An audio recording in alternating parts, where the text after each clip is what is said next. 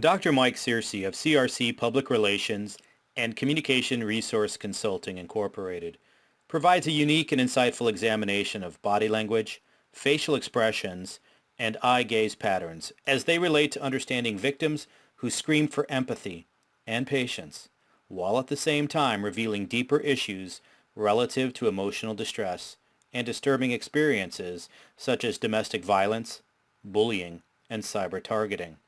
With the new directives from Rotary leadership relative to the Domestic Violence Awareness Initiative, we need to be more keenly aware and vigilant when others indicate they have more to tell. On February 4th, 2003, Tony Benn, a British diplomat, was interviewing a man that we all are familiar with at this time called Saddam Hussein. At that time, I was attached to a university in Iowa City, the big one that everyone is familiar with. I got a call from Cedar Rapids, one of the major news stations, and asked if I would come up and give an analysis of Saddam Hussein's body language at that time during that interview. And every time that Saddam Hussein would answer a question, have a facial tic or kind of shuffle around in his chair a little bit, microphones were in my face. And they were always asking, what does that mean? What does that mean? What does that mean? And quite frankly, I got very tired and almost exhausted a little bit of saying again and again, actually what's going on here is really quite inconclusive as a result of the fact that Tony Benn was giving an interview to Saddam Hussein, who hadn't actually given another interview to a Western diplomat in over 15 years. We didn't have a baseline of behavior by which to compare any of his responses to any of the questions that he was speaking with at that time. So at one point, when Tony Benn specifically asked the question of the hour, did you have weapons of mass destruction hidden in your country?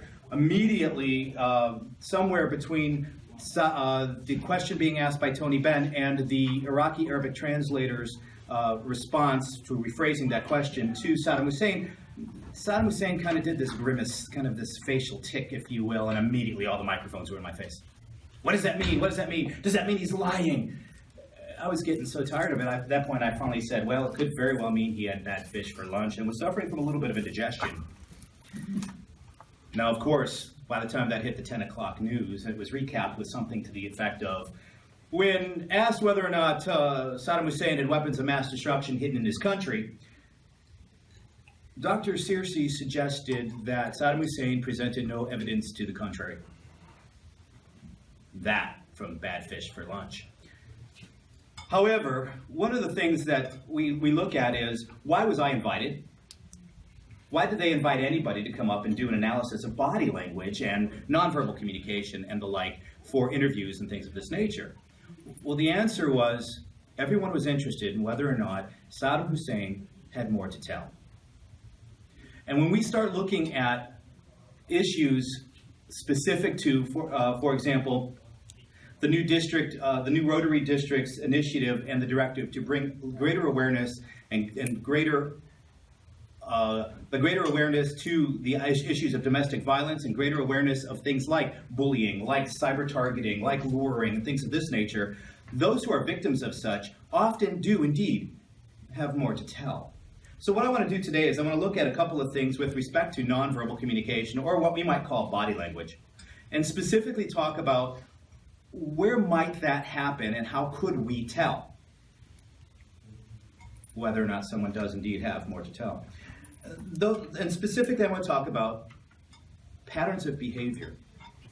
Now, when we look at, for example, things like expectancy violation theory, which is a little bit academic to suggest that there is a habitual pattern that people have from here to here, if you will, a habitual pattern, and people have a tendency to act within that pattern. And it's when we act outside of that pattern that all of a sudden it catches our eye. How many people here who are mothers and or fathers, typically mothers, however, are probably psychic, or at least they think they are, with respect to telling whether or not their children are lying to them? Well, isn't that the case? Well, let me tell you what happens. I don't think you're psychic. That's just my opinion right up front. However, I will tell you what I think leads you to that belief. What I think happens specifically is something that we call an aberration in our eye gaze pattern. Within the United States, we have this tendency for conversational patterns where when we're talking to somebody face to face and we're actually looking at them, We have a tendency to look at them. Then we have a tendency to look over here and perhaps look over here. And we've developed a pattern. And then we look back at them and kind of check in with them. And then we look over here, perhaps we look over here, perhaps we look over here. And we look back at them and we check in with them. But in the United States, when I'm ready to relinquish the floor and ask a question and give somebody else an opportunity to talk, typically what I'll do is I'll look at them as I'm asking the question, but as I finish the question, I'll look away. And as I look away, what typically happens is that person will start talking. And then in the US culture, of course, what happens? We're told, we're grown up, look at me when I'm talking to you. And so as listeners, we have a tendency to kind of focus in on the person who's talking. And so then the person who's listening is going to sit here and kind of look. Maybe not look completely and constantly this way, but they might look away occasionally, but nowhere near with the frequency of the speaker. And so we're looking. I'm going to stop there for a moment. That's typical for eye gaze behavior and eye gaze pattern in the United States as we relinquish the floor and take the floor from each other during conversation. I'm going to stop there for a moment. I want to move over to micro-momentary facial expressions that are, quite frankly, the key, if you will, in many respects, to the psychophysiological measures of the detection of deception, or how to tell when people are lying, or they have more to tell, and they're trying perhaps to hide something. Now, the research specifically from Paul Ekman suggests that there are 7 of the 21. There are 7 facial expressions that are universally recognizable. There are about 21, science tells us, that people make. But 7 of them that are universally recognizable. The first being happiness, the second sadness, anger, surprise, disgust, fear, and contempt has just recently been added as the 7th in research.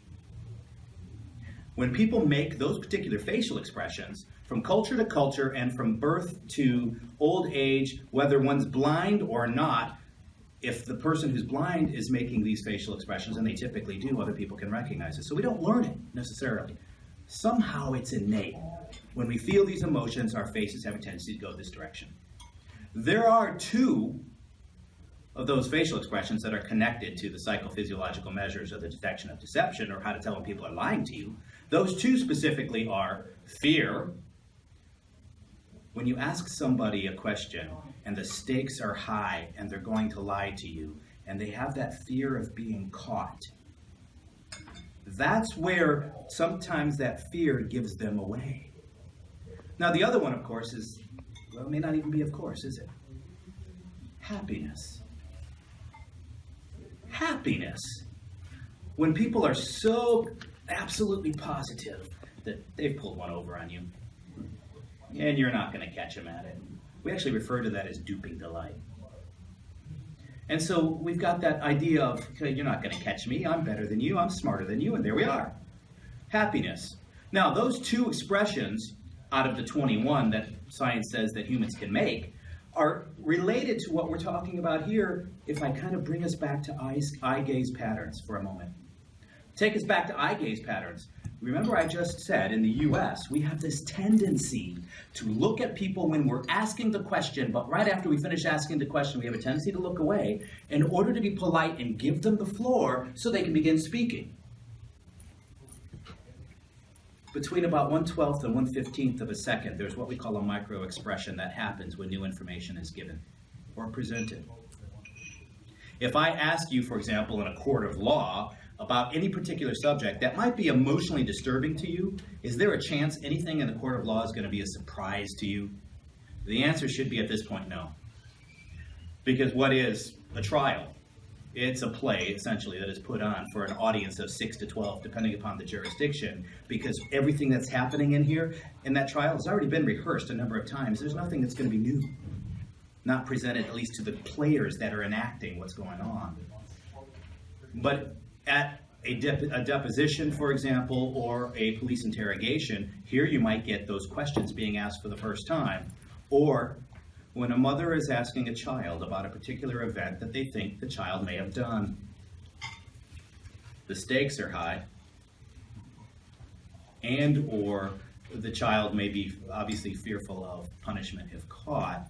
And so what we're looking at here, 1/12 to 1/16 of a second or so, there's a time when the question is asked that you don't have control of your face. And you're going to give what we call a micro expression. Now, of the 21 facial expressions that we just talked about, you might actually get kind of a mix of the muscles kind of contorting on the face, and you get partial expressions. But what it's actually doing is you're telling us that you didn't have control and there was something that flashed across your face, but you didn't see it because you were looking away in typical US eye gaze patterns. So what we're typically looking at is this. When mothers often say, you know what, I'm psychic.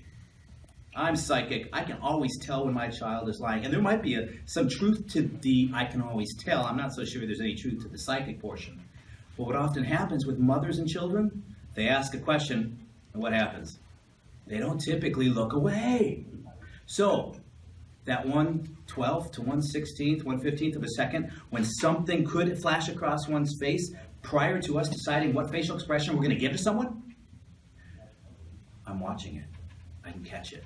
Now, when we talk about law enforcement training, for instance, it's one of those things that we can train law enforcement to do that they can go out and use within 30 minutes of training, because it's just a practiced way of looking at people and saying, but what about more to tell?